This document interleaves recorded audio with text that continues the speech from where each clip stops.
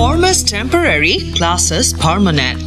এই কথাটি আরও একবার প্রমাণ করলেন ভারতের ব্যাটার বিরাট কোহলি। পুরো টুর্নামেন্টে নিজের ছায়া হয়ে থাকলেও ফাইনালের দিন দলের ত্রাতা হয়ে এলেন তিনি।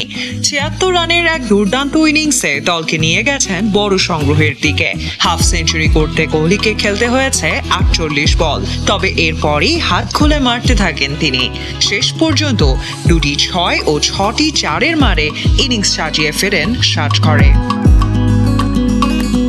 ফাইনালের আগে ৭ ম্যাচে কোহলির রান ছিল ৭৫, তবে নিজের জাত চেনাতে ফর্মে ফেরার জন্য বিশ্বকাপের মঞ্চকেই বেছে নিলেন এই তারকা ব্যাটার। অবশেষে ১০ ম্যাচ পর এই ফর্মেটে দেখা পেয়েছেন অর্ধশতকের। শুধু দলকে সামনের দিকেই নিয়ে যাননি, টি-20 বিশ্বকাপের ফাইনালের ইতিহাসে দ্বিতীয়বার হাফ সেঞ্চুরি হাঁকানোর রেকর্ড করলেন বিরাট। স্পর্শ করলেন শ্রীলঙ্কার কুমার সাঙ্গাকারা এবং ওয়েস্ট ইন্ডিজের মার্লন স্যামুয়েলসের রেকর্ড। ফাইনালে তাদের সমান ২টি অর্ধশতকের তকমা এখন কোহলির। এর আগে ২০১৪ সালের ছোট ফরম্যাটের এই বিশ্বকাপে হাফ সেঞ্চুরি করেছিলেন তিনি। এদিন স্পর্শ করেছেন চিরপ্রতিদ্বন্দ্বী দল পাকিস্তানের ব্যাটার বাবর আজমের রেকর্ডও। ২০ ওভারের এই খেলায় সর্বোচ্চ ৩৯ অর্ধশতকের তকমা ছিল এতদিন কেবল বাবরের দখলে।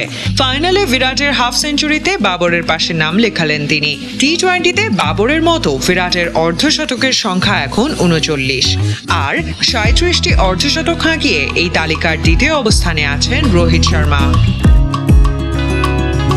টি-20 বিশ্বকাপের নকআউট পর্বে প্রতিপক্ষ দলের নাম দক্ষিণ আফ্রিকা হলেই যেন ব্যাট হাতে উজ্জ্বল হয়ে ওঠেন কোহলি। ২০১৪ সালে টি-20 বিশ্বকাপের সেমিফাইনালে ৪৪ বলে ৭২ রান প্রোটিয়াদের বিপক্ষেই ছিল তার। এদিনও তাদের বিরুদ্ধেই ফাইনালে হাফ সেঞ্চুরি হাঁকালেন এই ব্যাটার। ফাইনালের আগেও যখন নিজের অফ ফর্ম নিয়ে সমালোচিত হচ্ছিলেন, ঠিক তখনই তার উপর বিশ্বাস রেখেছিলেন দলের অধিনায়ক ও কোচ। তারা বলেছিলেন বিরাটের পারফরম্যান্স তোলা আছে ফাইনালের জন্য। সেই রোহিত ও রাহুলের দৃঢ় বিশ্বাসের জেরেই হয়তো জ্বলে উঠেছেন বিরাট। শিরোপা জেতালেন দলকে আর খেলে ফেললেন ক্যারিয়ারের শেষ টি-20 বিশ্বকাপ।